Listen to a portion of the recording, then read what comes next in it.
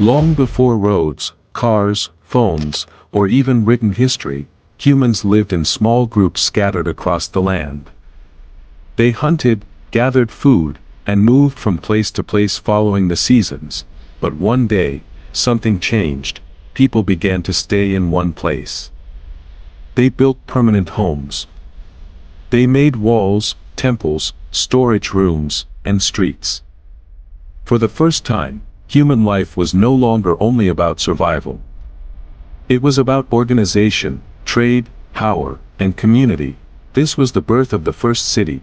In this video, we're going back to the moment when the first city began to rise, and how that one change shaped the future of civilization forever. Section 1. Before cities. To understand the first city, we have to imagine the world before cities existed. Most humans lived as hunter-gatherers.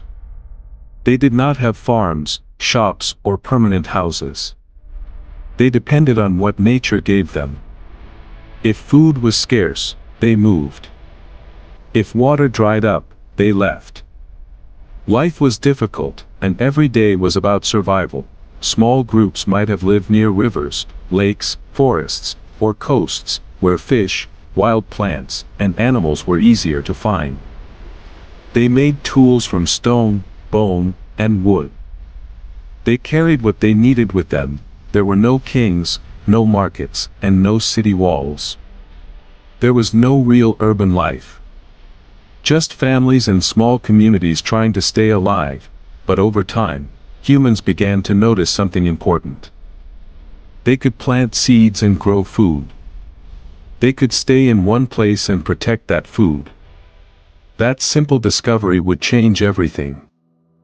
Section 2. The birth of settlement. The first cities did not appear suddenly. They began as villages. People started settling near rivers because rivers gave them water, fertile soil, and food. They learned that crops could be grown in the same place year after year. Once farming began, people no longer needed to travel all the time. This led to larger and larger settlements.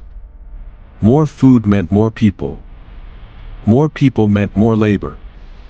More labor meant bigger buildings, stronger walls, and more organized communities. Soon, simple villages became busy centers of life. Families built houses close together. Storage pits filled with grain. Animals were kept nearby. Paths became roads. Open spaces became markets or gathering places. The settlement kept growing. And at some point, it became more than a village. It became a city. Historians often point to ancient Mesopotamia, especially places like Uruk and Eridu, as some of the earliest true cities in the world. These places grew in the land between the Tigris and Euphrates rivers, where farming was possible and large populations could survive. Section 3. What made it a city? So what exactly made the first city different from a village? A city was not just a place with many houses. It had systems. It had order. It had leaders, workers, priests, traders, and builders. People no longer only lived side by side.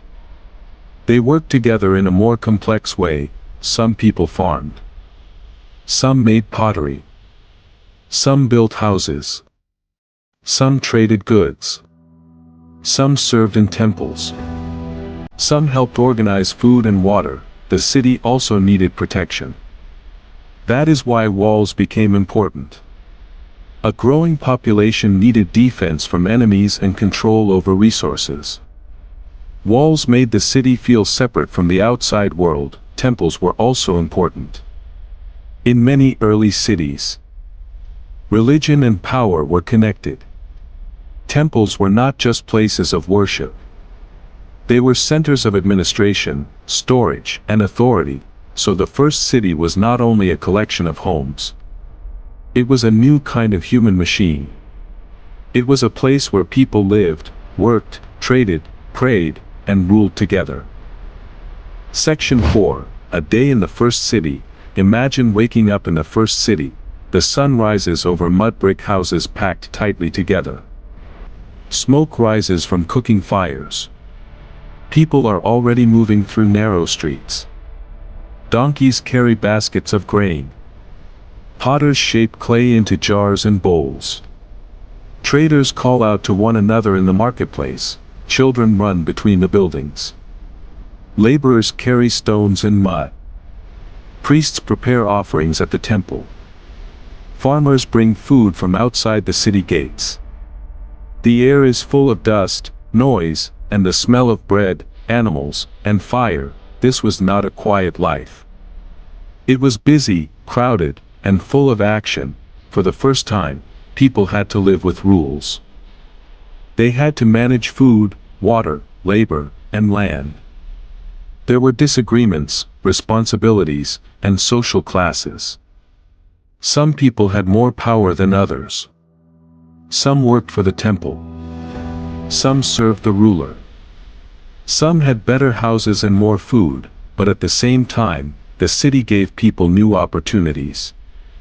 They could specialize in different jobs. They could trade more. They could build more. They could create art, writing, and laws. The city was messy, but it was powerful. Section 5. Why the first city mattered. The first city changed everything. Before cities, human life was small, mobile, and simple. After cities, human life became organized, permanent, and much more complex. Cities allowed populations to grow. They created centers of trade and government. They made it possible to store food for long periods. They helped produce writing, accounting, and law. They also created inequality, conflict, and the need for stronger leadership. But without the first city, there would have been no kingdoms, no empires, no schools, no large temples, no roads, and no modern civilization. Cities became the foundation of human history. That is why the first city was one of the most important inventions ever made. It was not just a place. It was a new way of life, and once humans built the first city, they could never truly go back. The day the first city was built was not just the beginning of one settlement. It was the beginning of civilization itself. From that moment on, humans were no longer only survivors. They were builders, traders, rulers, and creators of the world we live in today. Every modern city on Earth traces part of its story back to that first great turning point. If you enjoyed this journey into the past, tell us in the comments what era we should visit next. The Ice Age, Ancient Egypt, the Stone Age, or another lost moment in history. Subscribe to Back in Time Story. Because the past is full of stories waiting to be discovered.